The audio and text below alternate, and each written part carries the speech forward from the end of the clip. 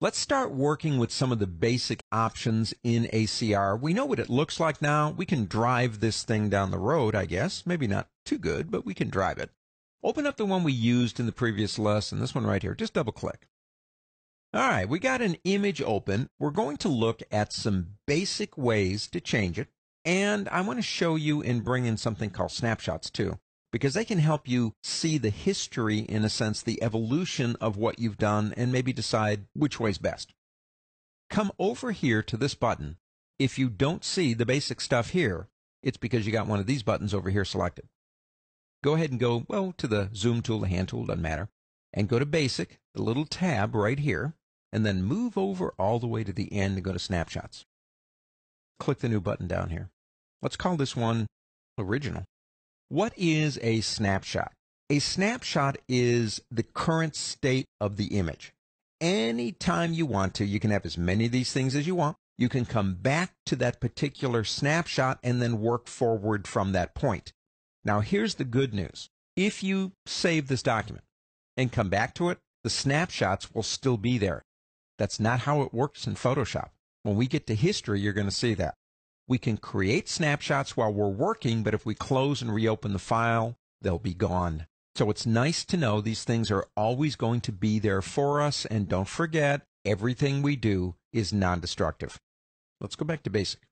Now, at the top, you have a white balance. White balance is measured in Kelvin, and the common accepted, although you'll get different views on this, the common accepted white point for sunlight at noon is 5,500 Kelvin. Now, I did this one as shot. My camera does have settings on it. It's got a little picture of a sun or a little picture of a light bulb, and I chose the little picture of the sun, meaning sunlight, and it, Nikon, says 4750. And I'm thinking, well, okay, I understand that, but I would rather have it at 5,500. If I come up here, you've got auto, daylight, cloudy, shade, etc. There's fluorescence, flash, even custom. Let's go to daylight. Now you can see Adobe considers daylight 5,500. Now if we turn that on and off, we have made our first change, and I don't know, actually I like it. I think I'll leave it there. You can change it manually right here if you want to. You do have a tint down here. Well, if we go this way with it, it warms the image up. If we go this way, it cools it down. I'm keeping my eye on my histogram on the top right. Really tells me what's going on with the image. I think I'll cool it down just a little, something like that. Down here, you have an auto button. I'm not a big fan of auto. I like to do the controlling myself. You might want to click that and see what it does, though. We're not going to. Let's start with exposure. I think of exposure as an intelligent brightness control.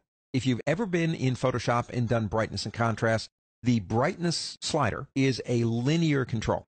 Everything gets lighter and everything gets darker. With exposure, it's different. It works mostly with the midtones like exposure would do and tries to avoid too much correction on either side.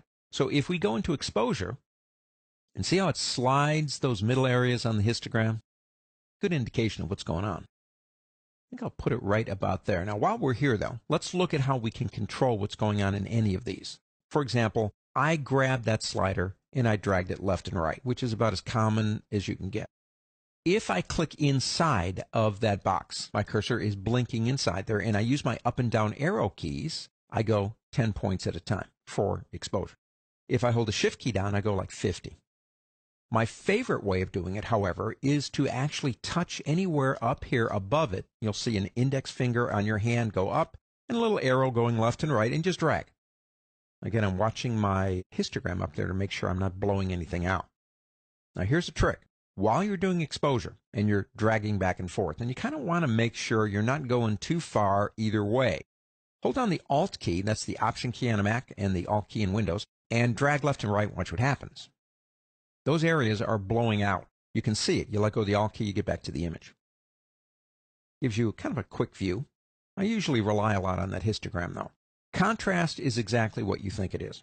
It helps to distinguish the items by removing intermediate steps of like shading. It makes areas appear more contrasty.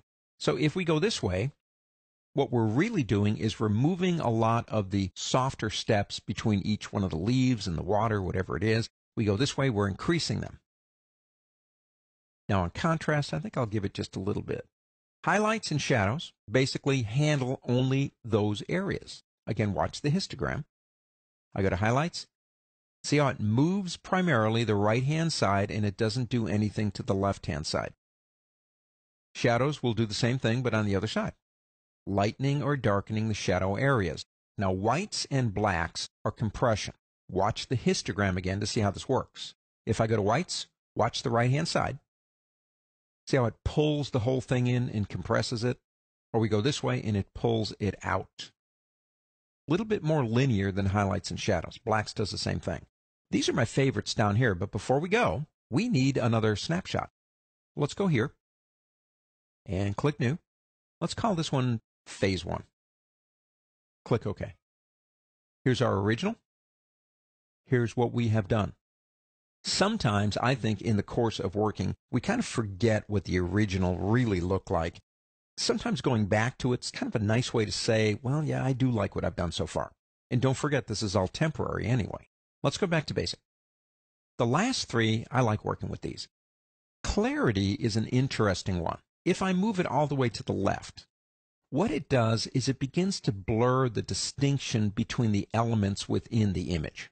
If I go the other way, it gets sharper in a sense, but I don't like using the word sharp. It increases the clarity between each one of the objects in the image. But I do like that. Let's make that softer. Let's go for a soft look. Vibrance and saturation. Let's start with saturation. Now I'm going to move saturation all the way to the left, but I want your eyes up here. It will turn it into shades of gray, but watch what happens to the histogram. When you grayscale an image, you're saying to the computer, take the red, green, and blue channels and equalize them. In RGB additive, if you have the same amount of red and green and blue, it produces a shade of gray. So that's why our histogram looks like just one thing. If we go the other way, they begin separating again. What happens when we go all the way? See how it lowers it down? You are purifying the colors. 100% saturation is where the colors are pure colors. Pure red, a pure green, pure blue. Let's take that down. I want a little bit, but not a lot. Somewhere about there. Now, vibrance is somewhat like saturation, except it concentrates more in the middle tones and tries to isolate the shadows and highlights. So if I take vibrance all the way down, as you can see, I still have color, but it's concentrated more in the highlight and shadow areas. And if I go the other way, I get more vibrance in those areas. And maybe take that down just a little bit more. It looks like some really awesome fall day. Let's take another snapshot. And we'll call this one Phase 2. Click OK. Here's our original. Here's Phase 1. And here's Phase 2. At any point in time, what you can do is come back here. You can say, well, I don't like that, but I think I want to start from here. And you could start there, click there, and go right back here again and start working. Or you can say, I'm going to start from the beginning. And that's why I always try to actually have an original when I start, because I think that's a good thing to have. And so you got this. You could have as many of these as you want. Anytime you want to, if we open the image in Photoshop, you can open it from one of these phases. Let's go ahead and do that. Let's say open the image. If we come into our history, you will notice the snapshots are gone. They're only for raw. History does snapshots, but remember in Photoshop, they're not saved with the document. But we have an image. We are ready to go with it and work on it. And notice, even though it says DSC 2429NEF, which is the name of it, if I go up here and try to save it, it will make me give it a new name with a new designation, not raw. No matter what you do, no matter how you handle your images, you still have your original negative. Basics and snapshots in Camera Raw.